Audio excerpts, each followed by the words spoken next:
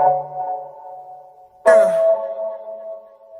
yeah, yeah. Everybody two-step in the motherfucker.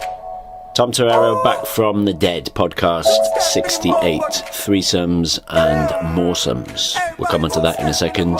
Updates about what I've been doing in July. Well, I've put a video out on my YouTube channel, which explains my little summer sabbatical, why I did it, why I do it, not getting day game burnout, keeping the love for all things day game, stepping away from social media, being online. It's all good stuff. Not just to play Pokemon Go, but the real world exists for us to enjoy. And it's very easy to forget when you're fanatical about something, especially somebody with a personality like mine. When I get into something, I really get into it. And I've spent 5, 6, 7 years on the streets doing day game, teaching day game, traveling for day game. So it's very good sometimes to step away and not even make YouTube videos, not to talk about it on podcasts, not to think about it daily, but to remember that other stuff is out there. That's certainly not to say day game is bad or that I'm quitting day game. Far from it. It's these little breaks that give me the boost, the energy needed to continue this lifestyle. And you should do it too. If you've immersed yourself in it, you've got really good, you've got where you want it to be, take time off. It will actually improve your game. It's the off season, yeah? You can't just play and play and play. You're going to get burnout, you're going to get fatigue, and you also get day game guilt. Not many people talk about this, but if you're a day gamer as opposed to a night gamer, you can't just walk around your life not thinking of game. If you are into night game, then it's Friday night, Saturday night in the club, 10 p.m. to 3 a.m. But day gamers, wherever you go, you're looking at girls in coffee shops and standing on the train platform in the airport, and a day gamer feels guilty and thinks, why aren't I opening that girl, This is pathetic. This is a weasel. This is an excuse. I should be doing it. Especially if it's your job like me. You think, come on, Tom, this is stupid. Go and approach him. When after you've really got this skill set down, lines need to be drawn. So that was what was happening in July. I'm actually recording this podcast before I'm going to release it, quite a few days before, because by the time you're listening to this, I'll be somewhere in Canada finishing my little sabbatical into the wild, somewhere near Banff, Jasper, heading out from Vancouver with a mate and a day gamer and a cameraman called Craig. So that's the beginning of August. I'll be back around the 8th, the 9th, I think, into London for a little bit of teaching, and then back into Europe for my day game shenanigans. Anyway, topic of today, threesomes, foursomes. We'll talk about moresomes, kinky shit. Leveling up, so not just doing this to have sex with one girl, but fulfilling your childhood Playboy Mansion fantasies and taking it further. In my textbook, Street Hustle, there's the plug, I've got a chapter on the relationship hustle, and in that I talk about open relationships and bisexual girlfriends leading into threesomes. More stories and more nitty-gritty are actually found in my first book, the paperback, or it's now on Amazon Kindle. Day Game, what a catchy title that is, what an original title. My first book, Day Game, which is really, it's rough and ready. It's just a copy and paste of a private blog I used to keep, where I used to list all my successes and learning points from 2010. So this charts the years 2010, 11, 12, I think it's got a bit of 2013. There's 100 lay reports. I went nuts and put them all in from that period. And quite a few of them, you can see my progression. Quite a few of them go from single girls to, first of all, male, female threesomes. No, that's not homo. That was done with my wing. A fantasy of girls and a common form of threesome. Easier to start off that way, so we'll talk about that form of threesome. And then moving on to female, male threesomes and foursomes and kinky shit. And it's all in that book, My Kinky London Days. Anyway, the first type of threesome that is achievable, definitely achievable if you've got mates doing day game, is the male, female threesome, which is actually what girls fantasize about a lot. Very, very common because it's the dominating fantasy. Girls will all want to try it once or twice. How you do it is that you meet a girl and you day game her and you date her and you sleep with her. And you sleep with her more than once so she's comfortable around you. And then you introduce her to your wing. And with full permission you say to your wing, look, flirt with her. run attraction material on her, spike things up, get her attracted, get the anime eyes going, do a little bit of Kino in the pub. And that's the first meeting. Maybe meet a second time where you go out and you do something fun. You ride bikes together, you go back to your house and you watch a bit of a movie. And again, let him flirt, leave them alone. And this sounds shocking. You're thinking, well, she's with you, isn't it? Why would she flirt with your mate? Well, remember, both of you are doing day game in lover mode. So you've slept with her in lover mode. You haven't pretended to be the boyfriend. This is R selected. You're the bad boy. She might even have a boyfriend. She might even be engaged. But she knows that sex with you is just fun and casual. It's player sex. And then she meets your mate, who's also this kind of bad boy lover guy. And she's happy to flirt with him too. And because you're there, you're giving them permission, and she knows it. And then it requires you all to go out, have a few drinks, and you start a few dares, or you do the questions game together.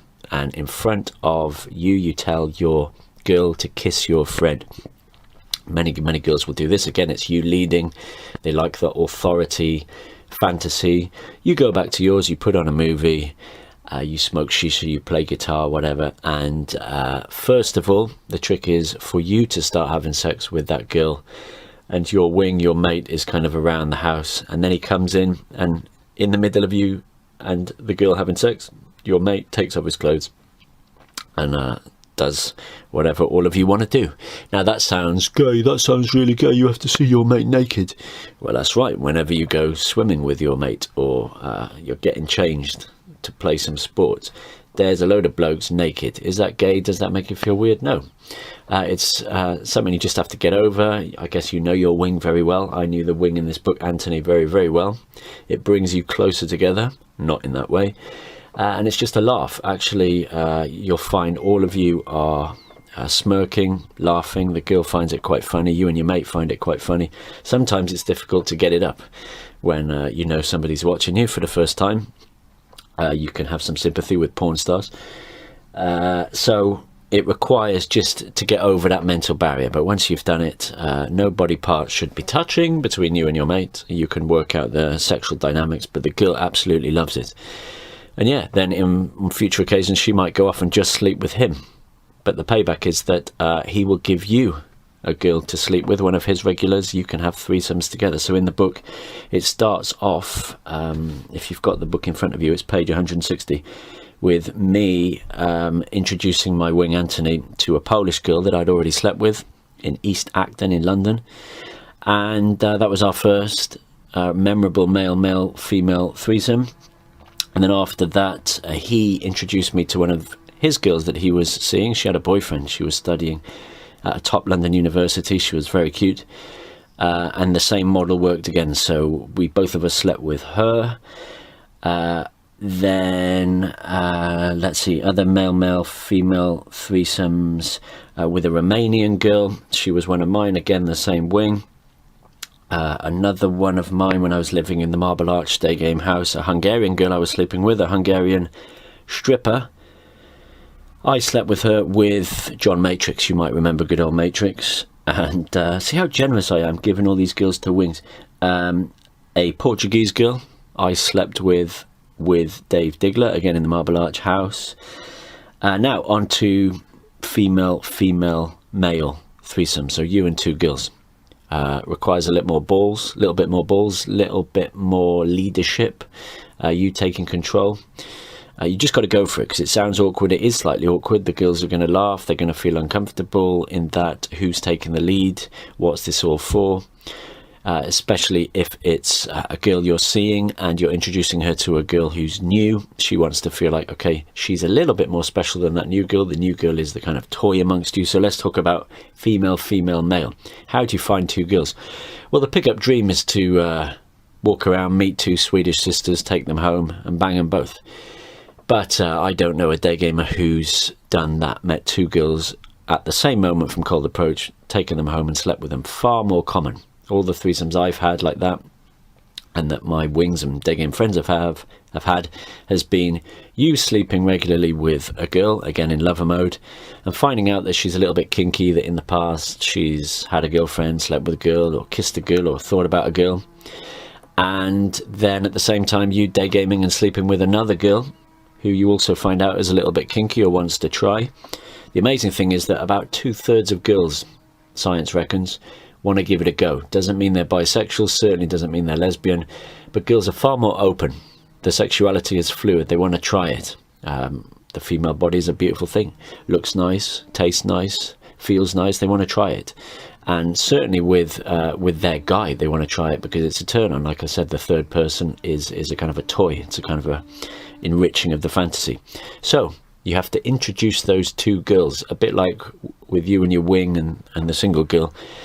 You meet the girls together, you do something together, you do an activity together, maybe you go to the park together, you go for drinks together, and then you have to lead it, remember? And you say to one of the girls, what do you like about the other girl? And then you switch over and you say, what do you, pointing to the other girl, like about her? Get more specific. So they say, oh, I like her hair. Do you like her lips? Do you like her legs? In a secluded pub or a secluded bar, or I've done in a park, you tell them to kiss each other. If they kiss each other, then it's immediately on. If they're a little bit giggly, which girls often are, then that's okay. You go to the pub, you go to the bar, maybe leave it for the next meeting, they come round your house. That was how I did it the times in the book, in my first book, Daygame. The first female-male threesome I had was with a French girl and a Russian girl. That was actually after a club night. And in the book, I go through the beautiful details of that first threesome. The second threesome was the same French girl and a Turkish girl. That's also in the book. And then leading on to the foursome was based on the Romanian girl that I had shared, if you like. I had given to one of my wings, and he had slept with her, and she was proper bisexual. Now this is very, very useful. Remember this: if you find a bisexual girl during your day game harem building, then cling on to her, hold on to her, because she's very, very useful for this kind of thing. So I was seeing her pretty regularly. She was a Cambridge University bisexual student that used to come down to London, and I would sleep with her. That wing I told you about, he had slept with her. And then just at the same time, that wing was dating a Lithuanian girl, and he had found out that she had wanted to try a threesome, but they hadn't been able to find a girl. So we went out one evening to the kinkiest part of London. If you live in London, I'd recommend you taking any kinky girls or curious girls to this location. Go to Soho, find a bar called Freedom Bar, which looks normal upstairs, but is very kinky downstairs. It's all sorts going on. We actually went to GAY, the gay club. And again, many guys will go, what, you went to a gay club? That's fucking weird. Well, this, my friends, is the secret of getting kinky, right? You expose girls to these kinky environments. I've taken many innocent girls, quote-unquote innocent girls, to seedy strip clubs in London. And they've all loved looking at strippers and touching strippers and making out with strippers. That just introduces them to this world, yeah? And in GAY, there's guys doing all sorts of weird shit. It's a very liberated environment. Girls feel very free and open, and what do you know, me and my wing made my Romanian girl and his Lithuanian girl make out on the dance floor. As soon as we saw them full on making out, we got a taxi back to his, and that became a foursome, which is also in the book Daygame. I've not gone beyond the foursome in terms of numbers, but I've been to other kinky nights with bisexual girls or open-minded girls. I've been to kind of BDSM meetups. I went to a BDSM club night. Obviously, if you're properly dating a bisexual girl, and it's kind of a closed relationship, just with the understanding that you both sleep with other girls, then that's what some pickup artists believe is the nirvana state. Although that girl's SMV will decline over time, and even bisexual girls switch to being straight and wanting babies, and they want to settle down after a while. So it's not a long-term solution, but it's a very nice temporary solution. There's all sorts of PUA tricks you can read online about getting two girls who are with you to start having a threesome, because often, this has happened to me, you'll bring both girls back. Maybe you've slept with them separately. If you're lucky, you've just met them, and one of them you can sleep with, but the other one gets too shy, too embarrassed. She might just want to have sex with a girl and not you as well. So one of them might get a little bit nervous and change her mind. So there's the PUA techniques about the dual massage, where girls massage each other, then they both massage you. there's steps to go for the kiss. But to be honest, if you've already slept with those girls separately, like I said, they're both comfortable with you and they've both expressed some kind of kinkiness or desire that you've brought up during sex, remember that's a great time to do it. While you're having sex or after sex, say to the girl, have you ever kissed a girl? How far have you gone with a girl? What kind of girls do you find attractive? Imagine us sleeping with a girl. Wouldn't that be cool? Now, girls will often bring up like, oh, that would make me jealous. I just want you to myself. And you've got to say, well, listen, it would really turn me on. All right. It's just you and me, baby. But the other girl, she's our toy. We're gonna do stuff with her. You can go so far as to have a safe word when your bird wants you to stop, etc., etc. You can get into swinging if you're of that disposition. I've never seen really a hot swingers party. They always seem to be middle-aged, 50-year-old, 60-year-old German couples, a bit flabby. It's not the porn scene that you envisage in your head. The only cock in the room, you and 30 girls in a club. That's just pure porn fantasy. But I guess, unless you're Charlie Sheen, Robbie Williams in his heyday, Russell Brand in his heyday. So when you do it, you'll find that it's awkward because you're feeling awkward. And remember, you've got to lead. You've got to lead in an extra fashion. Somebody has to take control. The girls will be laughing. You'll be feeling uncomfortable.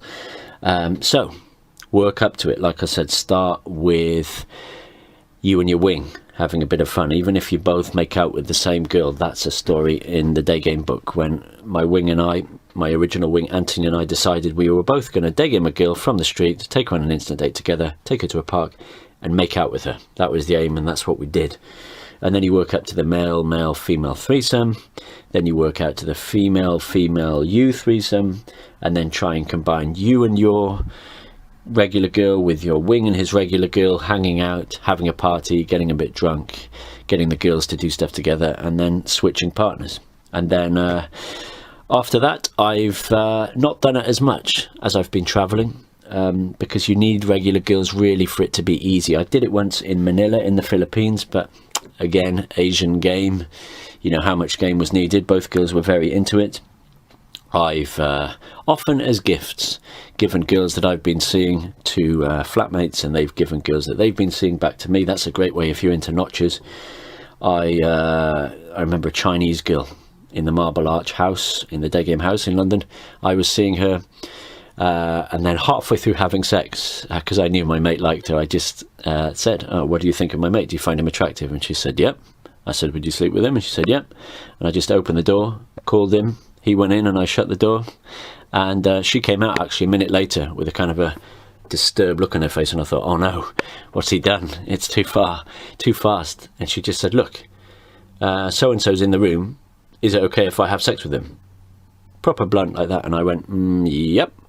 So she went back in and they had sex. And this all sounds really weird, especially if you've just done lovey-dovey monogamous relationships. If you're doing day game in boyfriend mode, yeah, you're implying to the girl that she's your only one, that this is long-term love. So remember, it's very important to be doing day game after a year or two in this lover mode, where it's very clear that you're not lying to her, pretending to be her boyfriend. She kind of knows, it's implied that you have other girls. She definitely knows you're a player, that it's open. The sex has got to be crazy and wild and fun and casual. It can't be that, missionary position, lights off, cuddling sex. And she has to be the right kind of girls. No, not all girls will do this, but a shocking percentage of girls will, or fantasize about it. It's just the same as the percentage of girls that watch porn. And you'll go, no, my girl that I'm dating right now, she can't possibly watch porn. She's so sweet, she's so innocent, she's so lovely. She's so cultured, she's so educated, she's so different. Well, my friend, if you only knew what she was watching on the internet, and you can Google the type of porn, the most popular type of porn that women watch, that women search for, and it's educational. The kind of search terms that girls go for, often it's two guys. They happen to be black guys often, but there we go, often it's two guys, because it's about power, isn't it? It's about domination. One of the craziest stories in my day game history, which really opened my eyes to how far you can take things and what girls fantasize about and what they want to do and what they will do, was once again in that seedy Marble Arch day game house when I was living in London with a lot of very, very good day gamers. And one day gamer one afternoon went out, and at a bus stop on Oxford Street, he met a French girl, no, a Swedish girl. She had just arrived from Sweden to be a nanny in London. And he was a good day gamer, very good day gamer. He brought her back to the house, and he introduced her to this whole household of day gamers. And as evening came, he had made out with her and done stuff with her. And then he introduced her to his main wing in the house, and she gave him a blowjob, actually on the roof outside my window, in full view of me. That was lovely. Then she was loving it. He brought her into my room, introduced her to me, left me with her, and she was just going crazy because she had already done stuff with the original guy and then his wing. So she gave me a blowjob. I slept with her, and then I think she gave another guy in the house a blowjob. This was the same evening, and then she left. And the following week, she hooked back up with the original guy, and just said she'd always wanted to try that. You know, that was her porn fantasy fulfilled. So, like I said, once you see it in action, you think, wow, this is really possible. You just have to orchestrate it. You just have to lead it. You just have to hang around guys that are also very good at this stuff. Going on holiday with a really good wing who's pulling lots of girls, that's great. Having a regular wing who gets results and you can start swapping girls and doing crazy stuff, that's great. Because if you're just on your own trying to do all this stuff, then I guess it would be much harder. But like I said, some upsells. If you want to read all my kinky stories and all the other stories, get my first book, Daygame. My second book, the paperback book and Kindle book, is Torero Travels, when I do stuff around the world. That's when I first started traveling. Then you've got the small, tiny PDF called, size doesn't matter, it's called How to Flirt with Girls. That's just full of one-liners about spiking things up in the attraction phase, how to tease, how to challenge. There's some tech spikes as well, and physical spikes and verbal spikes to do on dates. That's just an Amazon Kindle book. And then the big one, the daddy. It's Street Hustle. It's the hardback Bible. It's got all my Torero toolkit in it, from day game and texting and dating and relationships to wider questions. And in the back of that book, part 3, it's the 100 most common questions that people send me. I was getting so many emails asking the same thing that I put it into book form. So I'll read you the list of the first 18 questions, which are very, very common. I've grouped them into hustle mindset questions. Number 1, what are the key mindsets for a good day gamer? Number 2, do I need money, looks and fame to attract girls? Number 3, how do you stay motivated? Number 4, what's the best way to stop giving a fuck? Number 5, can't I just be natural, quote unquote, be myself? Question 6, is this all rather misogynistic or sexist? Question 7, should I tell my friends and family about my street hustling? Question 8, do I need to study theory? How long does it take to get good? Question 9, is hustling to find a girlfriend different from doing it to get laid? Question 10, how does a guy's age affect his day game hustling ability? Question 11, the big one, I suffer from approach anxiety, AA. What's the best way of getting rid of it? Question 12, a common one, are there too many people doing it? Won't girls, quote unquote, know what I'm doing? Question 13, will game, pickup, taking action make me happy? Question 14, what does vibe really mean? Question 15, how do I know this stuff works? This is a very common question. Am I too old, too young, too tall, too short, too fat, too skinny, too poor? Question 16, in a busy city, isn't street hustling bothering girls? Question 17, what is the one most important piece of game advice you'd give? And question 18, I've read about the RK wilderness between lover and provider. Can you explain it and how to escape it? So that is just the first 18 questions out of 100. If you want to know more, check out my textbook, available from my website, Street Hustle. A few announcements before the end of this podcast to wrap it up. Are you in your 40s, 50s, maybe 60s and beyond, and you're a bachelor? I'm very keen for you guys, if you're in that boat, in that situation, you're living this kind of lifestyle that I do, but you're in your 40s, you're in your 50s, you're in your 60s, you haven't settled down, you're not married, or maybe you were married, you're still openly dating girls and having this kind of fun. If you're in those age brackets, I'd really like to hear from you, and we could do an anonymous podcast. Either I could interview you in person or through Skype. You don't have to give your personal details, but I'm certainly fascinated as I get older, and a lot of my readers and listeners are fascinated about sustaining SMV and sustaining their game skills and sustaining this lifestyle into your 40s, 50s, 60s and beyond. So please get in touch with me if that's you, tom@tomtorero.com. Live coaching for me this year is fully booked. It's now over. Like I said, I'm doing less and less coaching each year, more and more writing, more and more video stuff, wider stuff.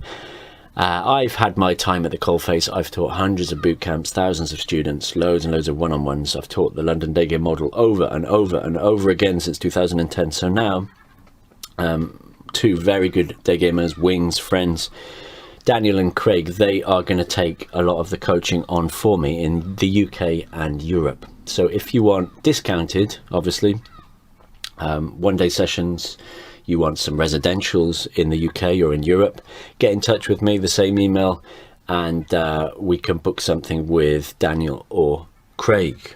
Now, gentlemen, summer is here, like I said at the beginning of the podcast, unless you're in the Southern Hemisphere, but even then, there's shopping malls. But for the Northern Hemisphere, come on, guys, now is the time to get out. No more excuses. Set yourself targets. Write down what you want. Is it going to be 30 to 50 approaches a week? What's your schedule? Is it going to be Monday, Wednesday, Friday? Is it going to be long day, Saturday, Sunday? Are you going to get one number a day? Is your target one date a week? Fuck this outcome independence. Fuck just walking around and having fun in the sun. No, be results orientated for now. Beginners certainly should have their eye on the prize, all right? Forget the machine gun thing. You want to be a sniper. So you say, I want this. Just like Anthony and I said, we want to take a girl from the street on an instant date and then both kiss her. And then we said we both want to sleep with a girl, or we want a threesome, or we want a foursome, whatever.